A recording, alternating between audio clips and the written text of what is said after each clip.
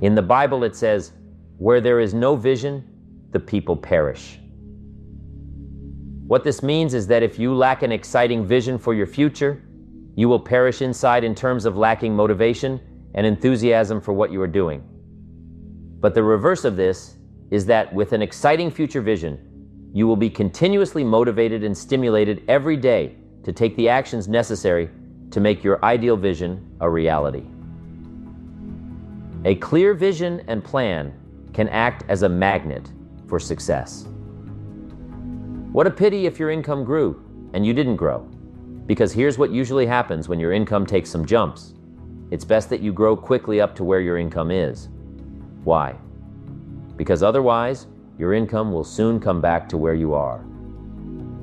I'm telling you, success doesn't want to hang around an incompetent person. That's the problem with winning the lottery, the lack of self-development to be able to master it and keep it.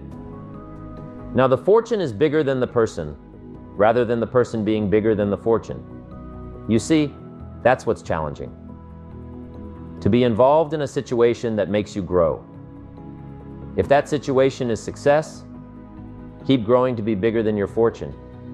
If that situation is failure, keep growing until you're bigger than the problem. Keep growing. Keep becoming.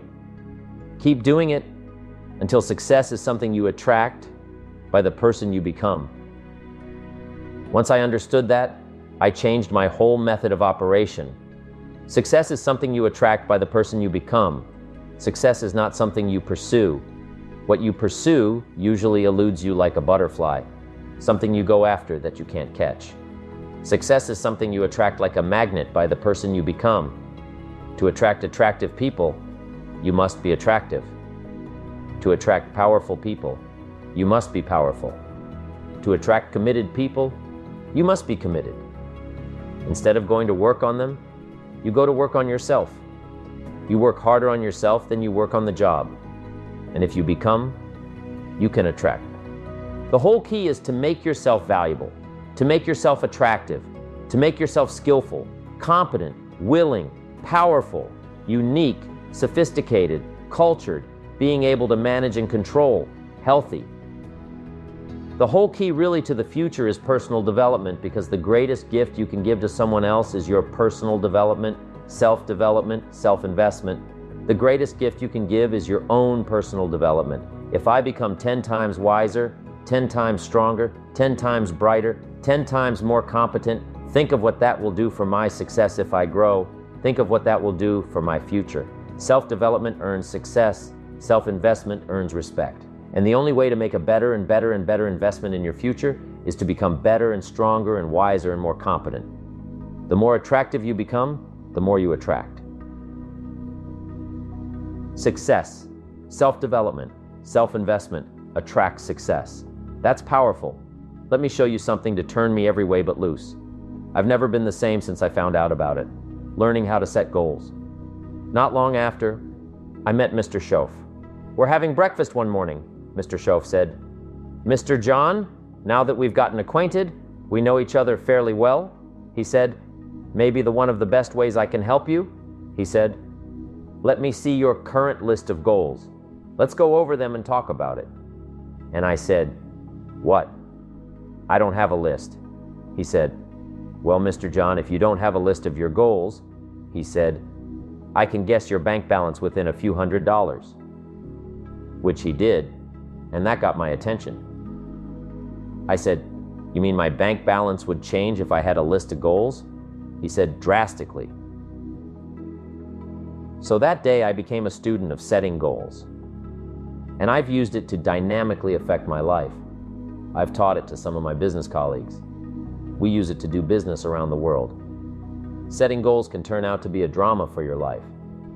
Here's what goals are. Your vision of the future. Your vision of the future. Now, there's two ways to face the future. One with apprehension, number two with anticipation. Guess how most people face the future? With apprehension. Why? Major reason? They don't have it well designed. They've left the design of their future to somebody else. And if you don't make plans of your own, guess what? You'll probably fall into someone else's plans. Guess what someone else may have planned for you? Not much. You've got to make a list of this not much stuff. I'm telling you, people all their lives count on this not much list. If all of your negative relatives turn positive, what will that do for your future? Not much. If prices come down a little, what will that do for your future? Not much. If the economy gets a little better, what will it do for your future? If circumstances get a little better, what will it do? Not much. If the weather gets a little better over the next few years, that'll do not much. I mean, you can go right down this whole scenario list. Most people all their lives, with their fingers crossed, count on this not much list. That's why 10 years from now, they'll be driving what they don't want to drive, living where they don't want to live, wearing what they don't want to wear, doing what they don't want to do, having what they don't want to have, maybe become what they didn't want to become. And it all starts by counting on something that's not going to count much. You say, well then how can my life dramatically change? You've got to count on yourself. And here's one of the things you've got to count on: your ability to design the future. It's called the promise. And the promise of the future, if you'll design it well, can have an awesome effect on your life. But if you face the future with apprehension, you'll take hesitant steps all day, uncertain steps all day. And if you take uncertain steps all day for 6 years, you can imagine how empty your life can be. We've got to help our kids with the promise of the future. Now here's what's connected to the promise: the price to pay. But I'm telling you, the price is easy if the promise is clear. One of the better notes to make for today: the price is easy if the promise is clear and powerful. But the price seems almost too much to pay, too much to get over, too much to accomplish, if the promise isn't clear, if the promise isn't powerful. I'm telling you, kids will pay the disciplines if they can see the promise. One of our biggest challenges as parents in the 90s is to help our kids see the promise of the future. That's why I'm teaching financial independence, how to become wealthy and powerful and sophisticated and healthy, unique, all of the stuff kids would hope to go for. It's all possible. This is America. That's the promise of the future. The price? A few simple disciplines practiced every day. And I'm telling you, the kids will pay the price of the simple disciplines if they can see the promise of the future. But if they can't see, they don't want to pay. And the same is true of all of us. We will pay the most extraordinary disciplines if we can see the promise of the future. Call setting goals. So I'm asking you to get a handle on the future. I'm asking you not to leave it to anyone else. Don't leave it to the company. Companies got their own goals. I'm asking you to set your own goals. Your personal goals, income goals, financial goals, health goals, and spiritual goals. Where do you want to go? What do you want to do? What do you want to see? What do you want to be? That's it. Promise of the future. Design your own future. It's within your hands and your capacity to do. So here's how simple goal setting is. It's not mysterious. You don't have to anchor. You don't have to focus. You don't have to visualize. No, that's it. Here's how simple goal setting is. Changed my life. Decide what you want and write it down. I mean, that's how profound this stuff is. Decide what you want and write it down. Make a list. Where do you want to go? What do you want to do? What do you want to see? What do you want to be? What do you want to have? What do you want to share? What projects would you do to support? What would you like to be known for? What skills would you like to learn? Some extraordinary things you'd like to do? Ordinary things you'd like to do? Silly little things you'd like to do? Very important things you'd like to do? Decide on all that stuff and write it down. That's how simple this stuff is. And it's your own private list. If it's really private, on your list, put some stuff in code where nobody can understand it. If this list fell into unfriendly hands, it doesn't matter. It's your list. Keep your list with you. Now, how my philosophy has changed from 10 years ago, 5 years ago, 3 years ago. Here's my old list, here's my new list, here's what's valuable to me now, here's what I want my life to be. Now here's where I want to go, what I want to do, what I want to see. Keep your list of goals so that it shows your growth, shows your ability to change and grow. Your philosophy grows and expands. What's valuable? Setting goals. It doesn't matter how small or foolish it is, put it on your list. Now, let me give you one more scenario on setting goals. When I started making my first list, Mr. Schoaf said, "Mr. John, looks like we're going to be together for a while." He said, "I've got a suggestion for you. I think one of the first goals you ought to set, you're a 25-year-old American male. Sure, you've made some mistakes, but now you're on the road to better things. You've got a family worth it. Reasons make the difference." And he said, "You've got every reason to do this." He said, "Why don't you, among all the goals you're going to say, why don't you set a goal to become a millionaire?" A millionaire. This is America. All the possibilities are available. Why don't you set a goal to become a millionaire? He said, "It's got a nice ring to it, millionaire. Enough zeros to impress your accountant." And he said, "Here's why." Now, I thought the man didn't need to teach me why. I'm thinking, wouldn't it be great to have $1 million? He said, "No, that's not it. Here's why." And I had one of the greatest lessons I ever learned, and I'm about to share it with you. This will be worth the price of being here today. If you can capture what I'm about to share with you, babysitter fees, whatever else you paid, some of you missed some sales today to be here. So this is a costly day for you. But what I'm about to share with you changed my whole life. Here's what Mr. Schoaf said. Set a goal to become a millionaire. And he said, here's why, for what it will make of you to achieve it. And I got one of the greatest classes in one sentence I've ever received in my life. Set a goal that will make you stretch that far for what it will make of you to achieve it. What a brand new reason for setting goals. What an all-encompassing challenge to have a better vision of the future, to see what it will make of you to achieve it. And here's why. The greatest value in life is not what you get. The greatest value in life is what you become. The major question asked on the job is not, what am I getting here? That's not the major question. The major question to ask is, what am I becoming here? It's not what you get that makes you valuable. It's what you become that makes you valuable. So, Mr. Schoaf said, instead of a goal to become a millionaire for what it will make of you to achieve it. Then he said, when you finally have become a millionaire now, he said, what's important is not the money. I thought, wow, I've got some more to learn. He said, no, Mr. John, you could just give the money away now. I did better than that, right? I told you I lost it all. I'm rich by the time I'm 31. I'm a millionaire. I'm broke by the time I'm 33. So I didn't have to give it all away. I lost it all, foolish mistakes I made. I'm a farm boy from Idaho. That early money drove me bonkers. I used to say, how many colors does it come in? I'll buy them all. I just went crazy over that first money. I just went crazy. And then I made that one foolish mistake, right? Continuing guarantee. I mean, I'm so naive off the farm. I don't know what continuing means and a few other mistakes, and by the time I'm 33, I'm broke.